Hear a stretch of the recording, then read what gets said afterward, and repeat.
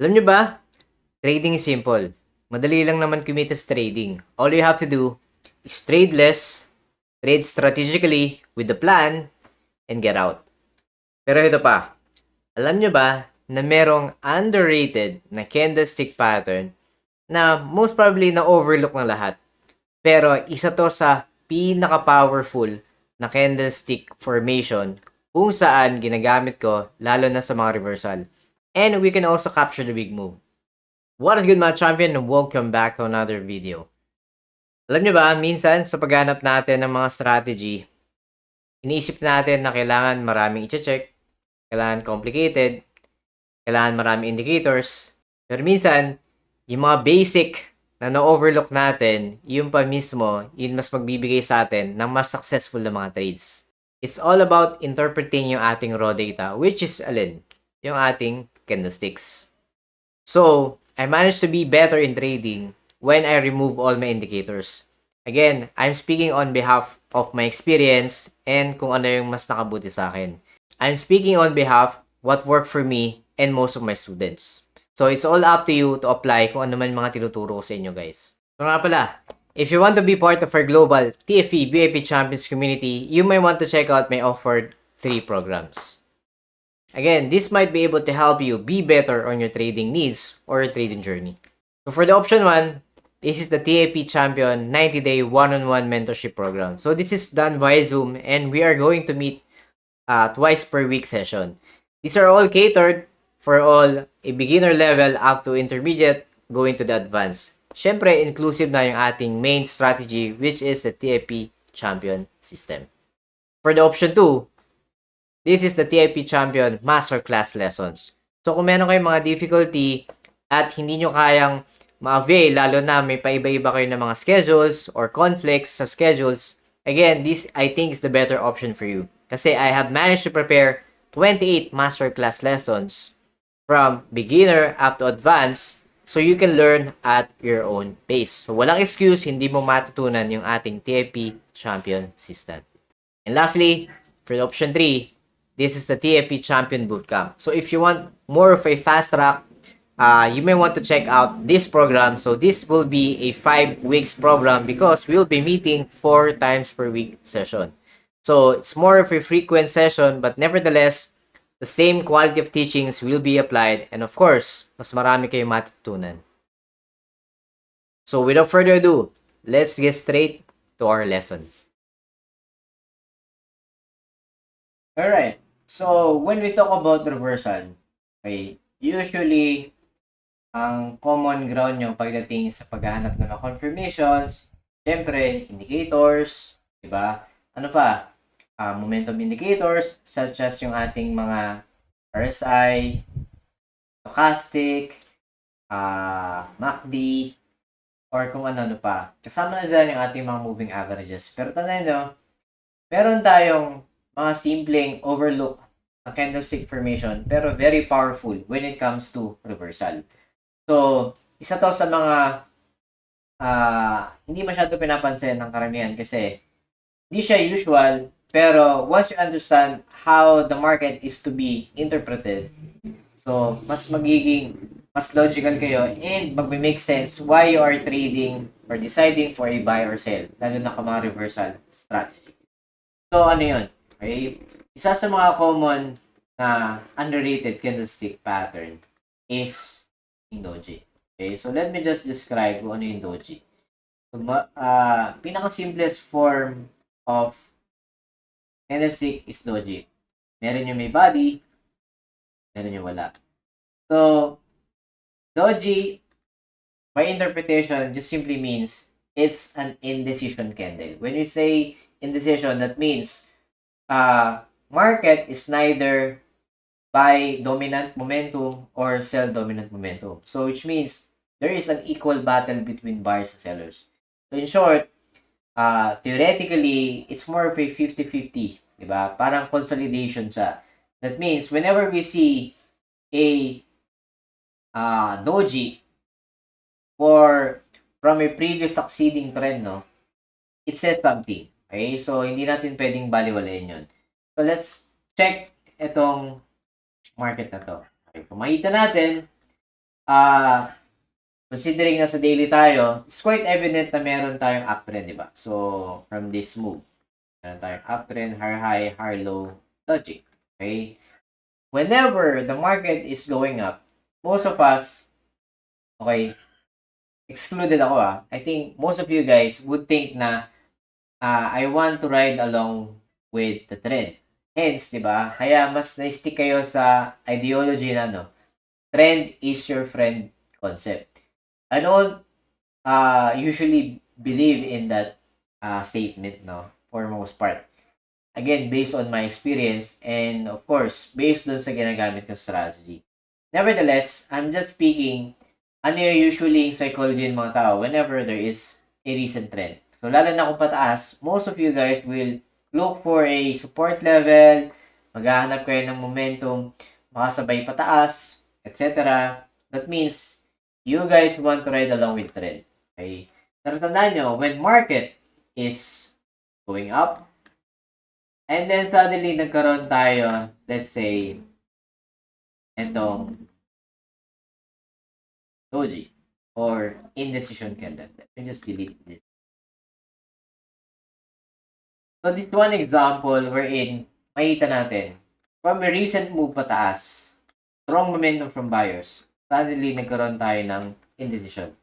That means there is a sense of pause dun sa momentum. Okay? Ibig sabihin yan, meron ng doubt. Okay? When momentum is doubtful, that means there's a possibility na bumagsak siya. Again, wala pang guarantee yan as of this moment. We want to verify na yung market will go on the opposite, which in this case, should be going down. So, anong pwede nating validation? Tandaan nyo, you can always mark this doji as a starting point. Okay? Pag nakita kayo yan, for most part, we are just an observant. Okay, sa market na to. So, one thing to be clear is, kailangan ma-justify mo yung dominance. So, dyan papasok yung part ng waiting. Okay, so, we must be patient enough na ma-validate yung goal natin. So, if this doji would justify really a good reversal, we must broke through this lower level ng ating wick dito sa ating doji. So, yun yung hinintay ko. Okay, so from this point, okay, right after that, wala pa namang break, doesn't broke through, pero meron na tayong sign of what? Selling pressure. So, it can add up dun sa ideology natin or sa logic natin na there's a possibility of market going down. We just need proof, di ba? So, we cannot assume. Hindi natin pwedeng pangunahan yung market. Yan isa sa mga sakit ng mga traders kung saan we always assume na yung mga gut feeling nyo is yun yung magiging mangyayari. Right? So, in most cases, hindi. Alright? Pero, we just need to see visually kung ano mangyayari. Alright. Okay, ito yung sinasabi ko. We already have broke through dito sa lower wick o yung previous low level ng ating indecision candle. That means, nagpakita na that the market is selling dominant.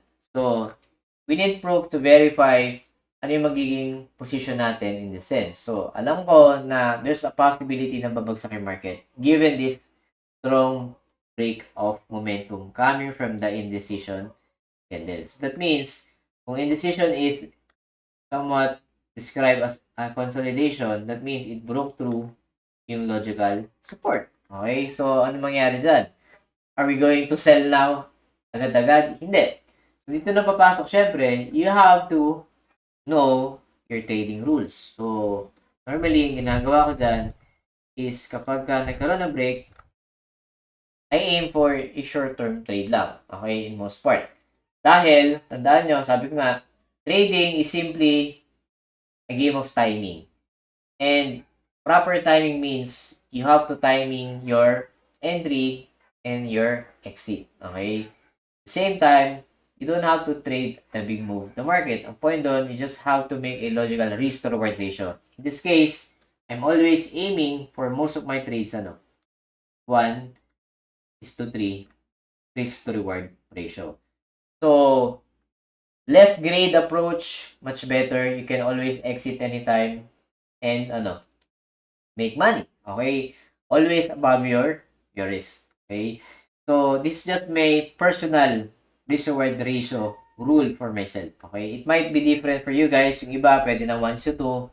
Then go for it. Wala namang rule na bawal ang 1:1, 1:2, or kung pareho tayo, then that's more better, diba? So, what I'm saying is subjective yung ating approach pagdating sa risk-reward ratio.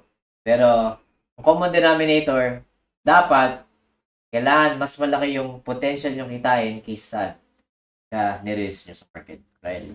So, ngayon, since I'm aiming for short term, okay, I decided to go for a day trade. So, the higher time frame for day trade consideration is always yung ating 4 hours. Okay? As a guide, meron na mga past lessons about that. But in this case, meron akong validation sa daily time frame. Alam ko na sa daily is uptrend siya from the past, recent trend. Pero meron akong break of momentum from this doji. Okay, so anong gagawin natin? I went to 4 hours, justify. So ngayon, 4 hours means we break down the daily candles. So that means na daming candles. So, anong pwede kong gawin dito? So dito ko na pwedeng incorporate yung ating system rules. So sabi system rules natin, if I want to sell, di ba? Goal natin is what? We must be below. Kung nandun natin support, we must be below trendline resistance, and we must break through a counter trendline support. So, ang sweet spot mo for selling, always this logic. So, point being here, based sa TFP warrior system, I'm just aiming for confluences based rules ko. My rules might be different sa inyo guys. Some of you guys nag-execute na dito, pero ako, I always follow yung buy low, sell high logic. That means, it's not wise for me to sell habang bagsak yung market. Kasi, it's not giving me a premium price para mas gumanda yung aking risk to reward ratio. So, maghihintay ako ng pullback. Pero kailangan ko na markahan yung ating mga confluences, key levels. So, or tayo na meron tayong logical support dito provided from this CVA. So, ano nga ba yung CVA? So, I always teach this for my VIP students. CVA means Common Value Area. Okay? Common Value Area means, dyan nagpapabalik-balik yung price. Ang simpleng logic. Okay? So, aware ako na I have broke through this horizontal level of prior support. Now, which in turn, in future, can be used as a logical resistance. Pero hindi enough yan. I cannot just simply execute sa part na to. That's more like a suicide, diba? I have to justify why am I selling here. So, based sa rules ko, kailangan makakita ko dito ng rejection or something na selling pressure. Okay? So, we need to see a momentum na totoong magbabalidate na bababa siya. So, I want to see a rejection from this level. So, hindi siya bastang break and retest, no? Kasi yung iba yun ang ginagamit as a simple rule, pero that might not always work kapag mali yung logic mo sa market structure. Pero, I'm still following my rule. Ngayon, ang problema ko, wala pa akong anchor point para dito sa trendline resistance. Wala akong second point. So, yun yung iniintay ko na pwedeng magamit. So, okay. So, makita nyo guys, for most part, kung babasahin ang structure, no, uptrend, and then meron kayong more like logical support here, nag-retest dito. So, some of you guys will buy, tama? Kung ganyan ang situation. 90% more or less, pag nakita nyo yung structure ng market na pataas, and then nagkaroon ng retest, iisipin nyo na it's a good buying opportunity. So, most of you guys will buy here. And alam ko maraming gabay dyan. Pero based sa rules ko, hindi. I'm aiming for selling kasi nga, meron tayong one powerful candlestick formation, which is yung ating indecision candle. So, inintay ko na lang dito is a selling pressure pullback. Okay. This can be used, okay, but I think yung ginamit ko dito is a more justifiable and more obvious selling pressure. Ito yun. Right? So that means, now, sabi nga natin sa confluence levels, okay, pwede ko na itong magamit as our point. Okay? So since I'm just aiming for short term, okay, now, na meron tayong pullback, I just want to see whether ano nangyayari dito and paano ko ma-improve yung ating risk to reward ratio. So, syempre, ano bang partner ng day trade? Higher time frame for hours, which is 15 minutes. So, once nakita ko to, I can now go down to a much lower time frame for the proper execution. Punta ako ng 15 minutes. Pero, hold on. Okay? Hindi porket nasa 15 minutes na tayo is ready na sell na ako agad. Tandaan nyo guys, I repeat the same process of the TAPOR system as the selling. So again, same process. I must be below dito. And we need to see an anchor point. Plus, I can now have another confluence. Kung makikita nyo guys, I have several points here that I can be used for my trendline support logic. So, just connect this, use trendline, gawin ko na lang itong piece para alam natin na ito yung execution time frame. So, goal natin, di ba? Since wala pa tayo dito pwedeng mai-connect, but confluence-wise, we must be below this level. So, roughly around here, no? Okay? So, hindi naman kailangan super accurate point doon. Kung magkaroon man ako ng rejection dito, I will be below this level. At least meron akong dalawang confluence, di ba? I'll manage to break through this level and also this trendline support. So, good spot, yan. So, yan yung tinatawag nating HPT zone or high probability trade zone. So, more or less, dito tayo magsasell, okay? But we want to see a rejection. We want to see also a pullback at the same time. Bago mangyari yon, kailangan muna natin ng break, di ba? We have to justify na we must be below ng ating horizontal levels. So, syempre, waiting game before we execute. So, if you are more of an aggressive, take note, nasa HPT zone naman tayo, lower time frame. Okay? Pwede kang maghintay ng selling pressure candle, or if you are more of aggressive, like some traders, no, pwede kang gawin ng sell limit. Alright? As long as you manage your stop loss well. So, assuming I'm using sell limit, let's say around here. Okay? My stop loss, okay, at least 1 or 1 ATR. Alright? Kung hindi nyo alam ATR, average true range. Okay? Aralin yun. Right?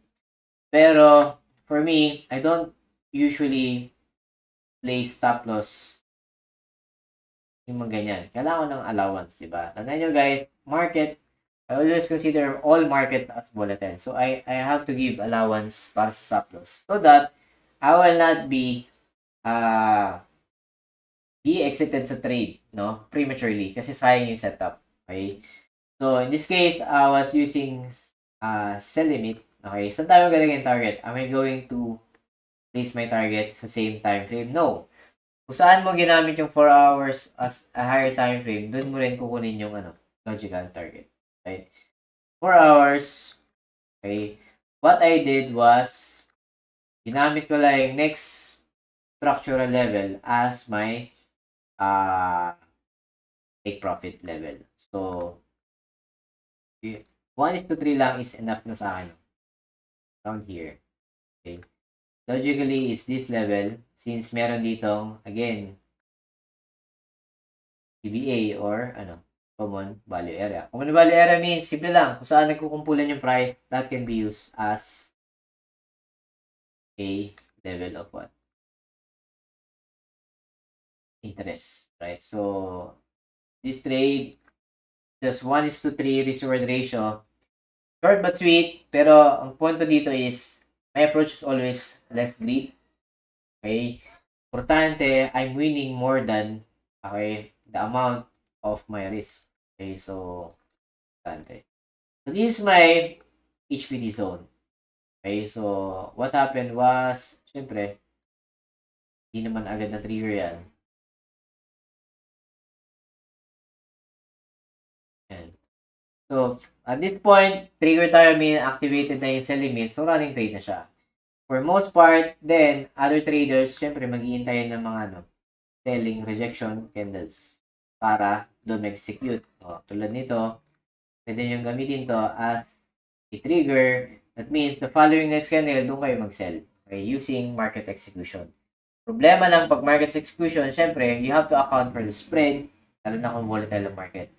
So, medyo odds kayo doon pagdating sa spread allocation. Pero kung sell limit, more or less, mas minimize yung mga ganong factors. Right? So, what happened was, syempre, time goes by, took a while. Take note, short term doesn't means agad-agad. I may be opting for scalping, pero ang point ko dito, syempre, we cannot really predict how long the market will run, di ba? In terms of its volatility. So, para mas mabilis, let's check sa 4 hours. Ano nangyari dito? Ayun. Yan. Speaking of volatility, right? So, afterwards, nakapag-take profit tayo, realizing that even though pala, malakas yung momentum natin sa structure, doesn't always guarantee na magbi-build up siya continuously pataas. Kaya, a simple tip, okay? You always have to think not always dependent sa trend. Kasi ganoon ako. It's not you counter trading yung trend. No, hindi naman laging ganoon. Ang point ko dito is, may mga clues tayo na pwede magamit for you to justify na sooner or later market will drop. Okay? In this case, from buyer going to seller as a reversal. So, as a recap, whenever you see a doji following a strong momentum of trend, whether it's going up or going down, that can say na there's a possibility of reversal. Kasi bakit? Doji means doubt. Doubt means it creates a battle between dominance, di ba? So, to give you a full context, kung titignan natin, tulad dito, okay? May doji ulit. Ano nangyari? Market went down. Okay? As I mentioned, doji is a powerful candlestick formation na pwede nyo magamit. So, ano pa? Let's check.